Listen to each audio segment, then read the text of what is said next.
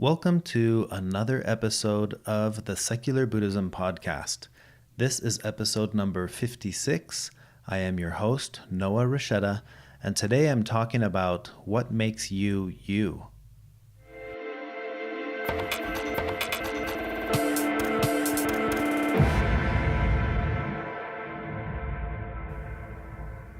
Andrew Olendzki, author of the book Untangling Self, a Buddhist investigation of who we really are, says that according to classical Buddhist thought, self is a view.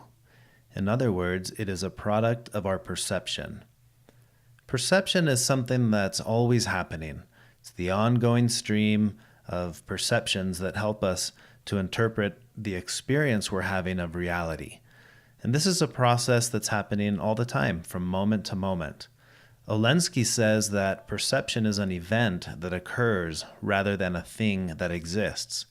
So we can imagine it like we're watching the still frames of a film. Each frame is unique as it's captured, but as it's played in our mind, it's like a continuous film. We see this process as a cohesive narrative or a story. So if we were able to pause this ongoing film that I like to call the perception of life or something like that, and see the individual frames, frame by frame, what would we see? And remember, from the Buddhist perspective, it's not even necessarily about what we see, it's about how do we see what we see. This is where the teaching of the 5 aggregates come in. Before I jump into the teaching, I want to give a quick update on a few house cleaning items with the podcast. The first one is that starting yesterday, as of yesterday, I started a new job. Many of you who follow the podcast know the saga I've been involved with losing my company and with all the difficulties that arise out of that whole process. Well, I'm happy to announce that I have a new job. I'm the social media specialist at an event center here close to where I live, and it's a really fun gig. So that's something exciting. And the reason I bring that up is because it puts me back in this position I was in when I started the podcast, which is that the podcast for me essentially ends up being a hobby. It's something that I do because I enjoy. I love talking about these topics, but it's not something that I do because I have to. I don't have to depend on the podcast in any way. So I wanted to mention that because I do think it's important to know that for those of you who listen and you gain something out of the podcast and you donate, I really appreciate that. And those donations go towards the maintenance of the podcast and towards the ability to grow the podcast, to go do workshops, things of that nature. It does not go towards me, like making money. I don't get paid. I don't pay myself. Fortunately, I've never had to. And while I was considering whether or not to find a way to hire myself or find a way to make the podcast my source of income, I'm glad that I don't have to. That may change in the future. Who knows, right? Who knows what is around the corner. But for now, I don't have to. And I really like having that pressure off of my shoulders because it allows me to do this just because it's what I enjoy doing. With that said, I want to also emphasize those of you who do donate in any way to the podcast. The parable of the raft, as these teachings resonate with you and they make sense for you while this is a part of your journey, I really appreciate the contributions. If it ever reaches the point where it's no longer part of your day-to-day experience with your journey, or feel free to jump out, go donate to whatever podcast or whatever cause you're involved with at that time. I think what I'm trying to say is I hope nobody ever feels a sense of obligation to this podcast or to me. I've been donating, I better keep donating there. It's like, use this while it works. Once it's no longer a really useful thing in your life, maybe you've moved past it, you found other sources, another podcast, maybe this is a stepping stone to wherever you're headed. Remember, I view it that way, and I hope you do too, and nobody ever feels locked in. And hopefully, while you do benefit from it, if you are willing, all of the contributions that I'll receive on this podcast, I use to promote the podcast, to advertise the podcast, to help other people discover it, to help people be able to attend workshops. It's used for all of those things. None of it is used for me in terms of employing me in any way. I just wanted to clarify that for anyone who didn't know that that's kind of how that works. Okay. That is the main housekeeping item I wanted to go over in terms of news with the podcast. It's been exciting for me, and I thought it'd be fun for a lot of you to know, because a lot of you do follow me with my life updates. So that's where I am now. So jumping back into this topic, what makes you you? I've been wanting to share this topic for a while. So I keep a running list of topic ideas. And throughout the week, I look at them, and the one that kind of stands out the most, that's the one that I end up sharing. This one's been on my radar for a while. In fact, last Monday, I started to record this podcast, and about halfway through it, the construction team outside of my office decided to start tearing down the road and breaking down the cement, and it got really loud. And it was not possible to continue recording. Therefore, I was not able to upload a podcast last week. So that's what happened with that. I ended up missing out on my window, and then I flew to Florida, and I taught a workshop out there, a corporate workshop in Miami, and then a normal workshop in Orlando. And again, the idea of these workshops, the cost of going and putting on the workshop was more than the cost of the people attending. I had 12 attendees. It's about $45, I think, or maybe $50 to attend a workshop. But once you factor in the cost of getting there, airfare, rental car, hotel, and lunch, I mean, it's not like the workshop makes any money. It loses money. But I can do that because of the donations to the podcast. So just a quick clarification there. So this topic, what makes you you? It's been on my mind a lot lately. The historical Buddha taught about something called the 5 skandhas, also known as the 5 aggregates. These are essentially the 5 components that come together to make you, to make an individual. And one way I like to think of this is in terms of pizza. I don't know why pizza just popped into my head, but if I were to say, here is a pizza, what are the 5 aggregates that make up a pizza? You would look at it and you would say, okay, well, it's dough, cheese, pepperoni, whatever the elements are that make the pizza what it is, that's what we're looking at in terms of us as humans. What makes me me?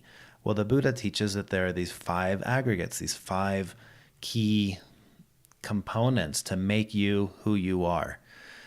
And everything that we perceive as I, the sense of self, is a function of these 5 components. So try to imagine the perception that you have of you as your sense of self in the context or in the process of these 5 components as I go through them. I often talk about how life is impermanent and interdependent. I think these are 2 of the key teachings that Buddhism is continually emphasizing, the 2 eyes of wisdom. Well, another way of understanding interdependence is to understand that all things are conditioned. In other words, to be conditioned is to be dependent on or affected by something else. So this is because that is. In this sense, we are conditioned or dependent on other things. I am because of other things. So this allows me to pause and ask, okay, well then what are those things? What makes me me? And I hope that by the end of this podcast episode, this is a question that you really think about as well. What makes you you? The Buddha taught that there is no independent or permanent self. So understanding the teaching of the 5 aggregates can be really helpful to seeing through the illusion of the sense of self that we all experience and that we all perceive. So it's not to say that there is no self, it's that the understanding that we have of the sense of self is an illusion. It's off base. So we're going to look at that. And keep in mind that my explanation here is intended to be quite basic. There are various schools of Buddhism, and they all understand these teachings of the skandhas or the five aggregates differently. And as you learn more about them, you may find that the teaching of one school doesn't quite match the teaching of another. You may find that the explanation given by one school resonates more with you. It's easier to understand versus the explanation of another school. And I think this is why it's always important to keep an open mind and to seek wisdom from various sources, from various approaches, from various schools, from various teachers. So before going into each of the five aggregates individually, I want to talk quickly about the Buddhist view of our sense organs, because we're talking about perceptions here. And if our sense of self is in fact a view, then we need to understand the sense organs, the role that the sense organs make up in our perceptions. In other words, how do I perceive? So from the Buddhist perspective, we have 6 sense organs. You're going to be familiar with the first 5 because these are the classical senses of sight, sound, touch, smell, and taste, right? Those are the 5 classic ones. The Buddhist view adds a 6th one, which is thoughts or ideas. And the sense organ there is the mind. So we have 6 sense organs and their corresponding objects. We've got eyes that perceive visible form, ears perceive sound, nose perceives odor or smell, tongue perceives taste, body perceives touch. These are the tangible things we feel. And then mind perceives thoughts and ideas. So we're going to look at these in the context of the 5 skandhas. So starting with the first skandha, the first aggregate, which is form or materiality. Materiality. Form or matter is something material that can be sensed. So these are essentially the 5 senses I just talked about, the first 5 that we all think about when we think about senses. Seeing, hearing, smelling, tasting, and touching, right? This is visible form, odor, sound, taste. These are tangible things. That's the first thing that makes us who we are, is our form, the tangible. So the second aggregate is sensation or feeling tone. This is the physical or mental sensation that we experience through contact of the 6 faculties with the external world. In other words, it is the sensation experienced through the contact of eye with visible form, ear with sound, nose with odor, tongue with taste, body with tangible things, and ultimately mind with ideas. So the sensation that we have, that we experience through the contact of these faculties with that external world, that's the second aggregate, our sensations, our feeling tones. Now we can't have those sensations or feeling tones without form first, right? And note here that the Buddhist perspective associates the mind as a sense organ, no different than your eyes or your ears. Now, some cultures or societies tend to think of the mind as something beyond the senses, right? Something like a spirit or a soul. But that concept is out of place in Buddhism. From the Buddhist perspective, the mind is just another sense organ. The other thing here, the feeling tone aspect of the senses are associated to how we experience pleasure, pain, or neutrality. Neither pleasure nor pain. So the feeling tone we experience through our senses will condition craving. In other words, we'll want more of it, or it will condition aversion. I want to avoid having that experience again. So think about that with each of the 6 senses. So the third aggregate here is called perception. And this is the faculty that recognizes. Most of what we call thinking fits into this aggregate. So this is the aggregate of the knowledge that puts together the picture, right? I start perceiving, I feel, I make that connection between my physical senses and what I'm perceiving, and then I start making meaning. This is like the meaning making machine. It is the capacity to conceptualize and recognize things by associating them with other things. For example, when I recognize a dark hallway, I associate that to scenes that I've seen in a scary movie of dark hallways with eerie music playing. So the sensation, the perception that I have at this moment of feeling scared because I'm in a dark hallway arises out of these associations that I have with experiences in my past. So when we see something for the first time, we start scanning. We scan our memories. We try to find anything that might be associated with what we're perceiving. And if we don't have an index card in the library of our mind, then we may just associate the perception with its context. For example, I perceive this apparatus in front of me to be a car part because I'm seeing this while standing at, in a mechanic's auto shop, and over there's a car being fixed. So out of context, I extract meaning to decide this thing I'm perceiving in front of me, therefore must be a car part. So that's perception. The fourth aggregate, or the fourth skandha, is mental formation or thought processes. And this is where we start to find the biases and the prejudices, the interests and the attractions that arise in our thought processes, and it affects how we perceive. It affects our perceptions. In other words, this aggregate affects the other aggregates as well. For example, stinky cheese. Why do some people like stinky cheese and other people don't like stinky cheese? What mental formations or thought processes are affecting the perception that we have at that specific moment? In this way, the mind always precedes the mental states that we're experiencing. And I'll get back to that example in a minute. I want to talk quickly about the fifth aggregate. This is consciousness or awareness.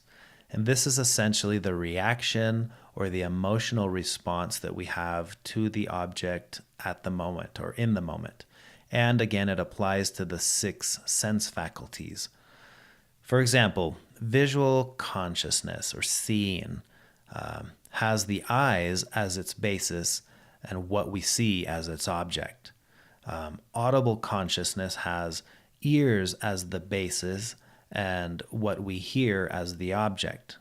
Mental consciousness has the mind as its basis and an idea or a thought as its object. So once we become aware of this relationship that we have between the sense organ and the object being sensed, then we become aware that there is an emotional response taking place too. We either like it or we don't like it, we want it or we don't want it, and there's a whole range of responses taking place regarding the experience we're having. As Olensky says in his book, we never just notice an object, we engage with it emotionally. And we're doing this all day long with everything. And I think this makes sense for most of us when we think of perceptions with physical things, right? The sounds I hear, if I'm sitting there and a fly is buzzing around my ear, I'm associating, there's the experience I'm having, but then I have a mental formation that's telling me, do I like this or do I not like this? Is this annoying or am I okay with it? So our sense of self is created by the emotional responses we experience in each moment to moment. The moment we see something, the sensation of the person who sees it emerges, right? I see something and then I have the sensation that who is the me that's seeing it? So that sense of self emerges. Olensky says the self is created by our emotional responses as they unfold each moment.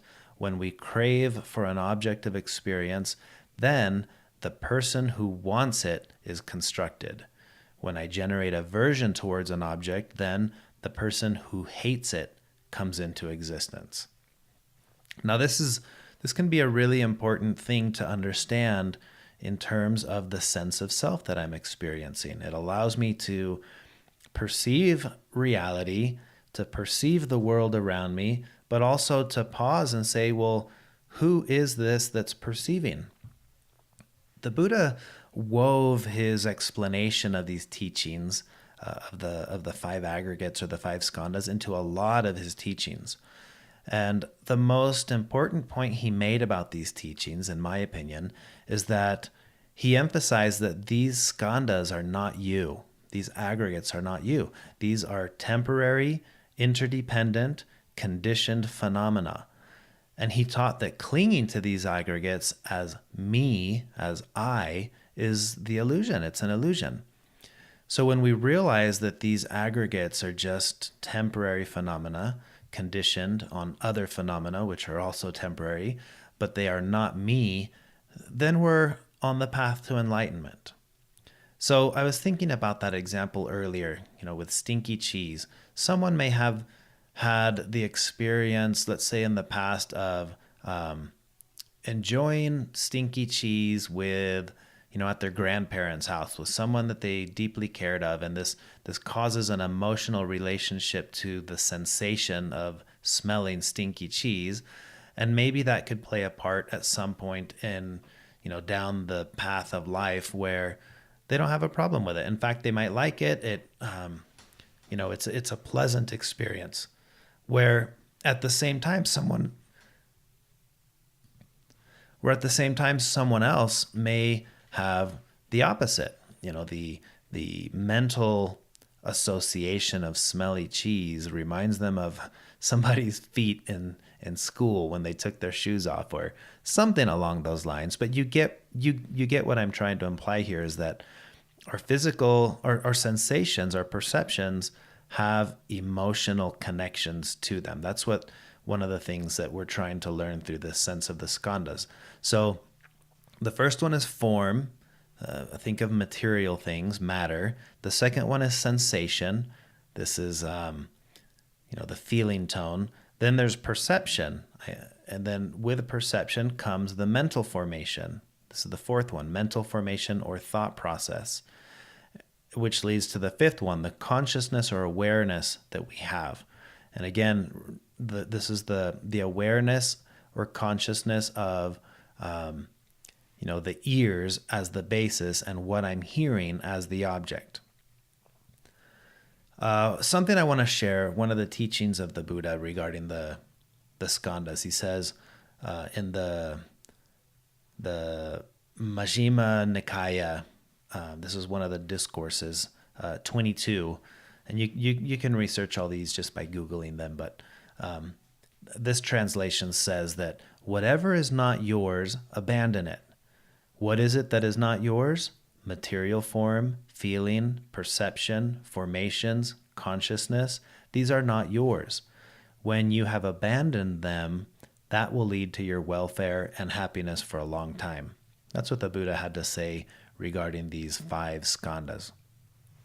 So I want to go back to the question of what makes you you. I think the short answer is, well, all these things make you you, but none of them are you. It's like recognizing that this is how I am right now, but it's not what I am. It's like recognizing this is the way I perceive certain things, things that I like, things that I don't like, but that's not even me. There's no, when I don't know if you like Brussels sprouts or not, but if you don't like Brussels sprouts, you'd have to ask yourself, is that me that doesn't like them? Or are there temporary aspects of me, maybe the taste buds that I inherited that, allow me to experience or not experience bitter taste? Like, is that the reason why I don't like them? Or is it me as this inherent me that there's this, I don't like Brussels sprouts. It's like, no, my mouth, my taste buds don't like them. I think that's a very different relationship to have with the experience. What I like or what I don't like versus what sits well with me emotionally or even physically. No, I can't eat that because it makes me sick. Things like that. So that's the idea of the understanding that we gain through these five aggregates. It helps us to relate differently to the sense of self that we all experience, because we all experience the sense of self that says, here I am seeing, or here I am hearing, or thinking, the thinker of the thoughts, the listener of the sounds, the seer of the sights. None of those is you. And that's what it's trying to get at. So that this allows us to start to observe without attachment. It's being able to see this is what's unfolding in my sphere of reality and my perceptions. Even the emotional associations, the mental formations I'm making between these perceptions, I can still pause there and say, well, that's not me either. So this whole idea is about learning to observe without attachment. This is what we practice when we sit and meditate, right? We try to switch from that thinking mind to the observing mind. What do I see if I'm just seeing what's there, not making meaning of it? I don't have to think, I don't like this. Well, now this allows you to go deeper and say, I don't have to think about the feeling of the feeling either. I don't have to have thoughts like, well, I don't like that I don't like this. I can observe that too. And if you want to learn more about this entire topic, I have several books that I really enjoy on this topic. The one I think I'm going to recommend for this specific podcast episode is Andrew Olenski's book, Untangling Self, a Buddhist investigation of who we really are. You can find that on Amazon. I think it's on my book list on secularbuddhism.com/books. But that book will give you more insight into the Buddhist understanding of the sense of self. Why do we perceive such a strong sense of self?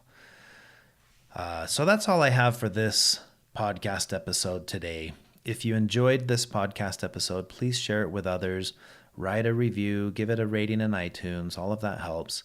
If you would like to join our online community, please visit secularbuddhism.com/community. We do have an online weekly Sangha now that meets Sunday mornings at 8 a.m. Mountain Standard Time. And that's all done online using a platform called Zoom. But you can get all the information on secularbuddhism.com/community. So feel free to join us there if you'd like to continue these discussions with a group of like-minded individuals. And if you would like to make a donation to support the work I'm doing with this podcast, also visit secularbuddhism.com, where you can click the donate button there on the top of the website. That's all I have for now, but I look forward to recording another podcast episode soon. Thank you for joining me. Until next time.